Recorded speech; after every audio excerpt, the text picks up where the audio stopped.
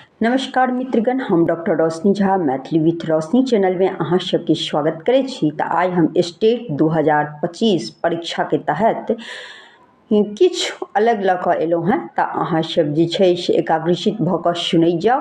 आइ हम अनलहुँ हैं विभिन्न रचनाकार, हुनका जे साहित्य अकादमी विभिन्न वर्ष जे भेटल छनि से हुनकर पोथी के नाम और ओ कोन विधा छै से और कोन ईस्वी में हुनका भेटल छनि से लऽ कऽ एलहुँ हैं। तऽ अहाँ सब जे छै से सुनू आ जो नीक लागय तऽ एकरा जे छै से लाइक, सब्सक्राइब और शेयर कऽ देबै, जाहिसँ और विद्यार्थी जिनका तक नहीं पहुँचे छनि हुनको तक पहुँच जेतनि आ हुनको लाभ भेटतनि।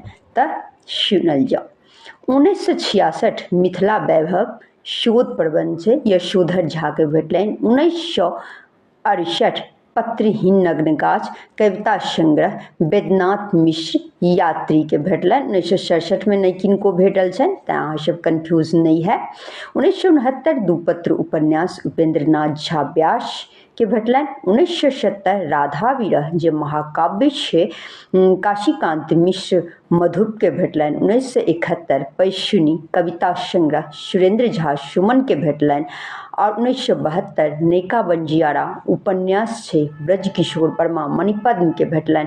1975 किस देखल किस सुनल गिरीन्द्र मोहन मिश्र के भेटलनि जे संस्मरण छै। 1976 सीतायन महाकाव्य वैद्यनाथ मलिक विधु के भेटलनि। 1977 उद्भव ओ विकास जे इतिहास छै राजेश्वर झा के भेटलनि। 1978 बाजि उठल मूल्य उपेंद्र ठाकुर मोहन के भेटलनि। तऽ अहाँ सब जे छै से ई दशको कोई याद कऽ लिअ। स्टेट परीक्षा जे छै से बहुत नजदीक आबि गेलै।